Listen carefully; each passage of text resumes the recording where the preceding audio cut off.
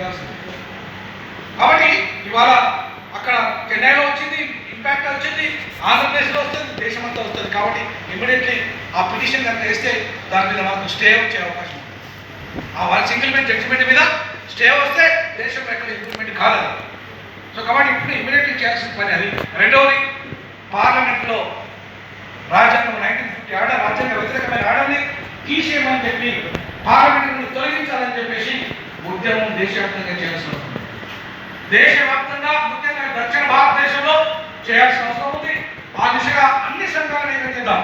పెద్ద ఎత్తున దీనికోసం నేను ఉద్యోగానికి రాజీనామా చేసిన 12 సంవత్సరాలు సర్వీస్ వదిలేసిన ఏది లెక్క చేసే ప్రశ్నే లేదు. మీ ఉద్యమానికి ఈ కొట్లాడ చేసి తీరి ఆ రాజ్యాంగ వ్యతిరేకమైన ఆ ఆర్డర్ కలిగే వరకు మనం ఉద్యమం ఆపేలేదు. ఖచ్చితంగా పోరాటం చేయాల్సిందే. ఏ తెలంగాణ కోసం మనం త్యాగం చేశామో, ఏ దేశ స్వతంత్రం కోసం త్యాగం చేశామో, మన స్వతంత్రం కోసం మరో పోరాటానికి మనం సిద్ధమైదాం. రానున్న రోజుల్లో 30 పార్లమెంటరీ సభ్యులను గెలిపించడమే, దళిత క్రైస్తవులను గెలిపించడమే ఆర్పీఐ పార్టీ లక్ష్యం. 30 మంది దక్షిణ భారతదేశంలో ఉన్న వాళ్ళను గెలిపించి తీర్చే దిశగా ఇలా ఉద్యమం కొనసాగిద్దామని నాకు ఈ అవకాశం ఇచ్చినందుకు మీకు పేరు పేరున మీకు జై జీసస్. జై జీసస్. మీరు ఎవరు కూడా భయపడాల్సిన అవసరం లేదు. ఈ దేశంలో మనం ఈ ప్రజాస్వామ్యాన్ని పరిరక్షణలో భాగంగానే, మన ప్రజాస్వామిక రాజ్యాంగ హక్కులో భాగంగానే మనం క్రైస్తవ మత స్వేచ్ఛలో భాగంగానే అంటున్నాం. మనం ఈ దేశంలో మతం మారే హక్కు ఉంది, కులం మారే హక్కు లేదు. మేము కులం ఉన్నంత వరకు, మీరు కులం రద్దు అయ్యే వరకు, కులం రద్దు చేయడానికి దమ్ముంటే మాకు రిజర్వేషన్లు ఎస్సీ స్టేటస్ ఇవ్వకండి.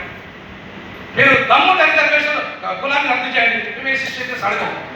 అది రద్దు చేయకుండా మాకు ఎస్సీ స్టేటస్ ఇవ్వాలంటే మాత్రం ఊరుకునే ప్రశ్నే లేదని ఈ సందర్భంగా గంటపదంగా ఈ భారతదేశ ప్రధానమంత్రి నరేంద్ర మోడీ గారికి, అట్లాగే ఈ రాష్ట్ర ముఖ్యమంత్రి రేవంత్ రెడ్డి గారికి ఖచ్చితంగా విన్నవిస్తున్నాం. మేము మా హక్కుల కోసం పోరాటం చేసి తింటాం. మేము మా హక్కులు సాధించే వరకు నిరంతరం పోరాటం చేసి మనం ఐక్యంగా పోరాటం చేస్తే ఎవరు మనం అడ్డుకోలేరు. 30% మనం ఉన్నాము. ఆఫ్టర్ 4% లేదు ముఖ్యమంత్రులు అవుతున్నారు. 30% ఉన్న మనం ముఖ్యమంత్రులు కాలేమా? మనం తీర్మానాలు చేయలేమా? మనకు అనుకూలంగా నిర్ణయాలు చేయలేమా? ఆ దిశగా అనుకూలంగా తెలియజేస్తూ నాకు అవకాశం ఇచ్చినందుకు పేరు పేరున మీ అందరికీ జై భీమ్, జై జీసస్, జై భీమ్, జై జీసస్.